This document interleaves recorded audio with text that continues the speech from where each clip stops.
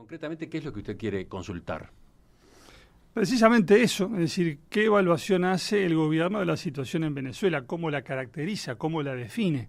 Y me parece importante que esto se precise porque ha habido distintas calificaciones. El año pasado, por ejemplo, cuando al ministro Ning le preguntaban si en Venezuela había habido una ruptura institucional, que es lo que hace aplicable el protocolo de Ushuaia, él decía, no, estimamos que no ha habido ruptura.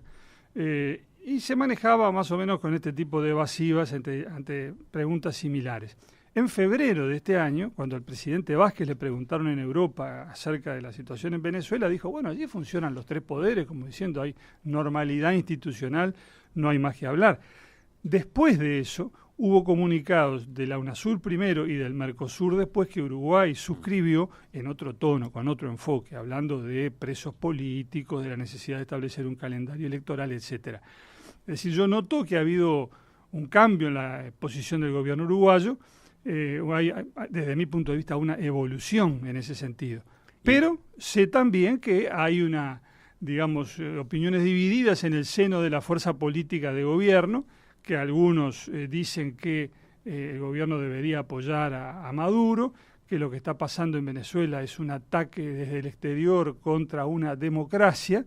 Sé que además el PIT-CNT y desde ayer también la FEU respaldan al gobierno de Maduro, lo cual le genera una interna, supongo yo, bastante complicada al canciller de la República. A ver, pero entonces usted evalúa positivamente la evolución que ha tenido la postura del gobierno uruguayo. Sí.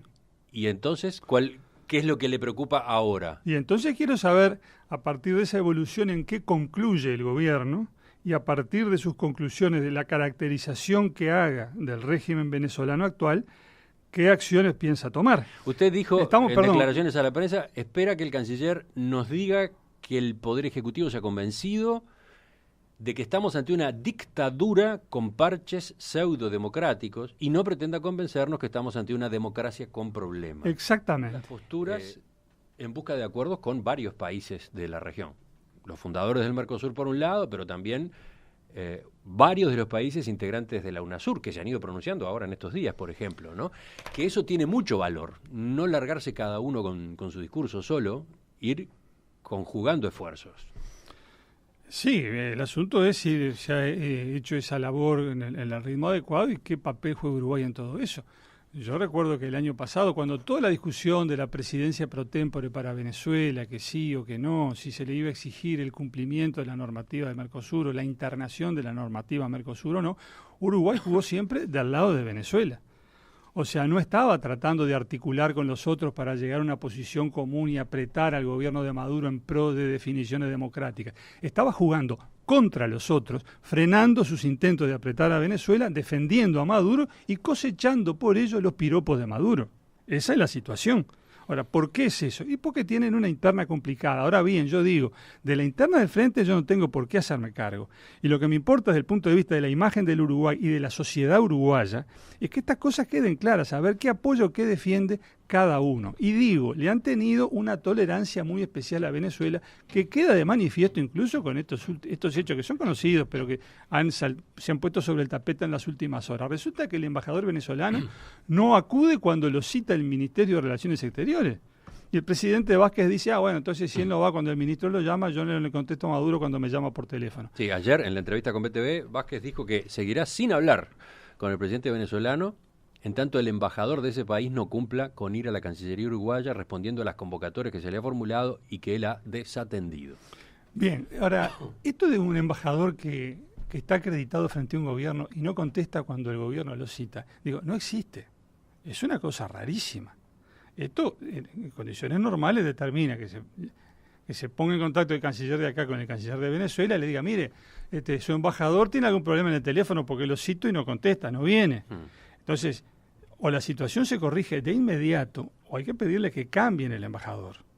Y si no lo cambian hay que declararlo persona no grata, porque no puede ser, no existe. ¿Este es otro de sus reclamos? ¿Este es otro de sus reclamos a la Cancillería? No, es una digamos, parte de la visión general que yo tengo sobre el problema y que espero que el canciller explique. Y ahí tiene algún otro elemento más, ¿no? ¿Cuál?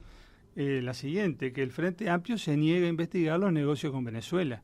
Lo cual a mí me parece también sintomático. Bueno, Resulta que el diputado Trovo plantea en la Cámara la necesidad de investigar una serie de negocios con una apariencia que llama la atención, y el Frente Amplio en bloque dice, no, yo no investigo. Y eso le cuesta la pérdida de la mayoría parlamentaria, porque es ahí donde se rompe el Frente. Mujica dice, no, Gonzalo Mujica me refiero, ¿no? Yo esto no. Entonces, el Frente pagó hasta ese precio para no investigar negocios con Venezuela. Un país al que trata con todos estos miramientos que tanto llaman la atención. A mí todo esto me suma en la perplejidad. Tal vez yo no llegue a desentrañar los misterios que haya detrás de todo esto, pero me conformo con el Poder Ejecutivo del Uruguay, que conduce sus relaciones exteriores, diga, sí señores, esto es una dictadura, nosotros estamos en contra de esto y trabajaremos con los demás países de América del Sur, de América Latina, para encontrar una salida que tiene que ser electoral, que tiene que ser democrática.